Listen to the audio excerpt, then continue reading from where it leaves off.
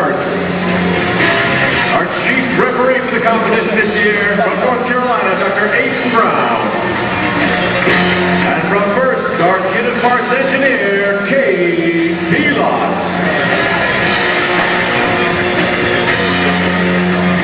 And now, the moment you've all been waiting for. Ready, 3, 2, 1, go!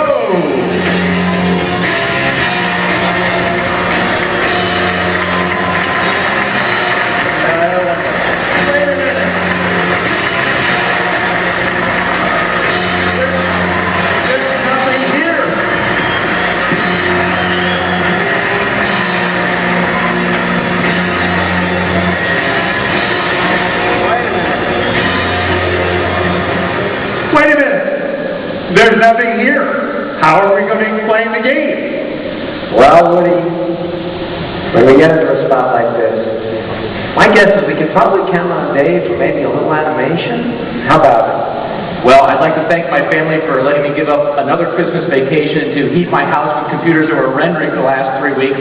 But yeah, we've got one again. Okay, let's roll it. Welcome to the 2009 FIRST Robotics Competition at this year's game, Lunacy. Lunacy, on a 27 by 54-foot field known as the Crater. Alliances of 3 teams are each positioned in bases at each end of the field, from where they control their robots. Additional outpost player stations are located along the edges of the crater. A crater is covered with a slick polymer material called regolith that provides a unique surface for the robot to drive upon. Special wheels are used on the robot to create a low-friction interaction with the regolith. This simulates the low-traction effects of driving in 1/6 gravity on the surface of the moon. Lunacy uses 3 types of game pieces, known as moon rocks, empty cells, and supercells.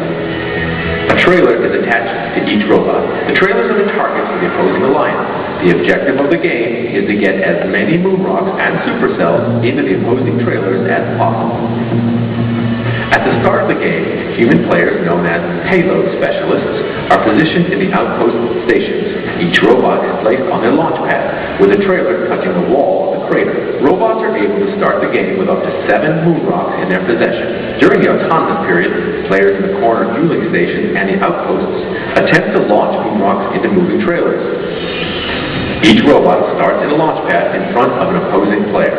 As robots start to move away, the other alliance may try to block the robot's progress to make them easy targets.